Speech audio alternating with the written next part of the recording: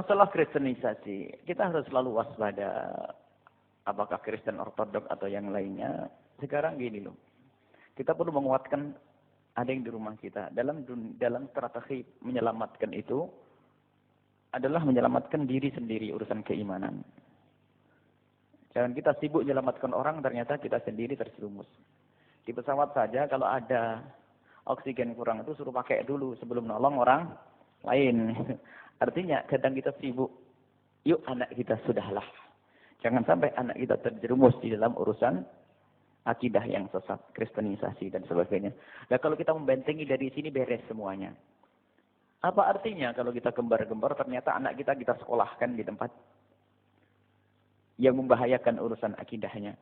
Bagi kita membenting sebab semua agama, ingat semua agama, dia juga bercita-cita untuk menyebarkan agamanya. Dan ini tidak mungkin dibendung. Cuman kita harus membendung keluarga kita dengan menguatkan iman di dalam keluarga kita. Dan kita berjuang.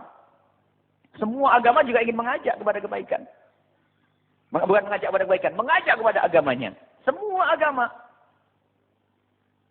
Apalagi kalau sudah negeri seperti kita diperkenankan untuk muka. Memang kita harus waspada dengan itu semuanya. Jadi waspada kita itu jangan sibuk kita ngurus itu saja. Tapi kita harus sibuk ngurusi anak kita. Gembar-gembar urusan kristenisasi. Wah anaknya nggak ngaji, nggak bisa. Ngaji nggak bisa. Ketawa agama enggak. Ini yang bisa bakal masuk Kristen lebih dulu nanti. Ini kadang-kadang kita nggak sadar. Banyak ngomong. Betul ada kristenisasi kita waspada. Makanya informasi-informasi tentang berpindahnya orang kepada agama lain itu adalah untuk koreksi diri kita keluarga. Sebab pendidikan Al-Quran ku anfusakum, dirimu keluargamu dulu. Biarpun katanya amar ma'ruf nahi mungkar. Allahu akbar amar ma'ruf. Allah sholli ala sayyidina amar ma'ruf nahi mungkar. Bukan untuk orang lain dulu, rumahmu. Gimana ngajak kepada kebaikan? Anaknya saja dipakai baju yang benar susah. Bapaknya mengambil pedang, megang pedang, anaknya megang khamr. Ini masalah. Enggak seimbang ini. Artinya yuk ku anfusakum. Baik itu semua ada. Bukan hari ini saja ibu. Kalau sudah ortodok itu biasanya lebih tampak. Yang repot itu yang halus. Yang halus. Dan mereka tidak bisa disalahkan karena mereka punya hujah kemanusiaan misalnya. Kalau dia bagi-bagi makanan Indomie langsung kita tuduh sebagai seorang yang menyebarkan misi Kristennya. Dia berkata, orang ngasih makanan kok nggak boleh, memangnya ada larangan. Saya kan sosial, murni sosial. Alasan mereka, orang kita terbeli. Jadi jangan mikir orang yang mengganggu. Kalau orang mengganggu, mulai zaman dulu ada Abu Jahal. Mulai zaman Nabi Adam ada Iblis. Tapi kita perlu ngurus rumah kita sendiri. Yuk. Ada terus. Gerakan-gerakan itu terus berkembang. Membentengi, benar membentengi. Ternyata benteng yang paling kuat adalah di dalam rumah kita sendiri.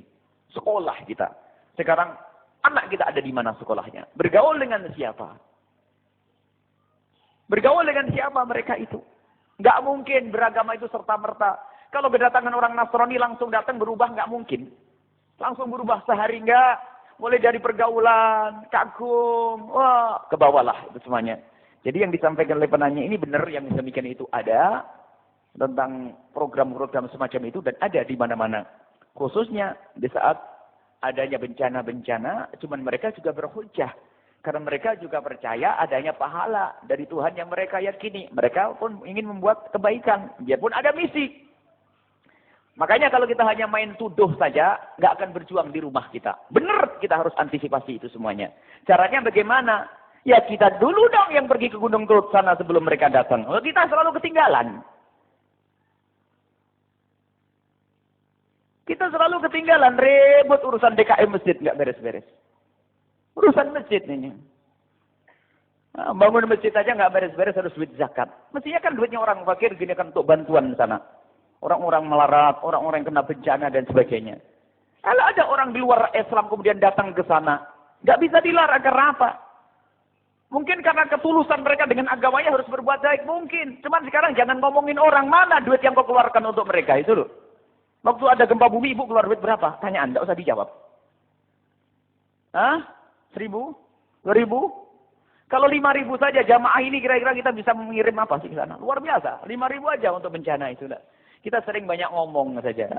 Kita menindaklanjuti, membentengi dengan kita. Jangan di saat ada orang berbuat baik lalu kita marah. Ini adalah program kristenisasi dan seterusnya.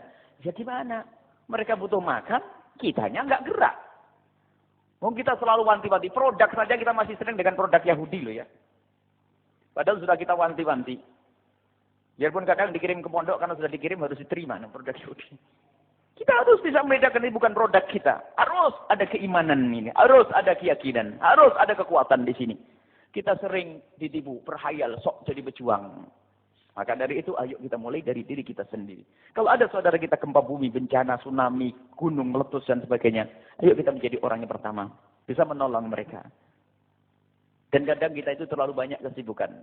Sampai, mohon maaf ya, gempa bumi kemarin pun kita tidak berbuat apa-apa kan? Karena kita lupa. Kita mikir maulid Nabi SAW. Mestinya ada yang punya ide, membuat kotak amal di sini, kemudian datang ke sana. Ada kegiatan. Dan memang pernah kita lakukan dulu, ada tim Al-Bahjah yang ada di Tulungagung, di saat ada Gunung Kelut, kita membuat Moskow yang ada di Gunung Kelut sana. Jadi kita datang ke sana dan sebagainya. Dan ternyata di situ juga banyak, alhamdulillah, saudara kita dari jamiah-jamiah yang di sana. Akan tapi tidak sedikit dari luar Islam yang ada di sana. Artinya kita berlomba untuk menolong mereka. Dan tujuannya bukan saja sekedar menyelamatkan mereka dari program kristenisasi itu. Tidak itu saja. Tapi lebih dari itu kewajiban kita sebagai seorang muslim yang selamat untuk menolong yang dalam keadaan musibah. Ini loh kurang hidup hati kita. Makanya pembahasan tentang memerangi atau mengcounter, mengantisipasi kristenisasi adalah dengan perilaku nyata. Bukan di koran, bukan di mimbar, akan tapi perilaku nyata bagaimana agar mereka benar-benar bisa tergeser. Kita yang maju. Kita yang maju. Nyumbang barangkali berat. Tapi tolonglah produk-produk. Kalau belanja, kalau bisa. Kalau belanja, itu pun harus milih. Selagi untungnya adalah untuk umat yang ahli sujud, belanjalah ke dia. Biarpun harganya lebih mahal dikit. Cuman ada alasannya subhanallah kurang kejujuran. Pabrik tempe saja bingung. Lah kok seneng dengan tempe Amerika? Apa kedelai Amerika? Kenapa? Buya, kalau kedelai Amerika itu dijamin bersihnya. Lah kan tetangga kita ada yang jualan kedelai. Buya, saya pernah belanja ke kedelai miliknya tetangga kita yang Islam. Mesin saya rusak. Lah kok bisa? Campur pasir. Nah ini yang karakter umat Islam yang nggak punya iman. Jadi satu karung itu kan dikasih pasir 2 kilo kan kacau. Nggak ada kejujuran di sini repot ini. Nah ini loh yang perlu kita perangi menjadikan kita beralih daripada keluarga sendiri karena kita nggak jujur. Subhanallah. Terlalu banyak PR di rumah kita. Kadang kita sibuk urusan di luar, PR di rumah kita masih benar. Kerudungi anak istrimu, ajak ngaji anak istrimu, kenalkan Allah anak istrimu. Itu secara otomatis membentengi itu semuanya. Makanya sebagian para mas saya lebih senang dengan mengadakan majelis semacam ini. Itu adalah membentengi, lihat. Yang bergabung selamat. Membawa orang, 2, 3. Perbanyak majelis. Sholawat, kiri sana sini. Ini membentengi.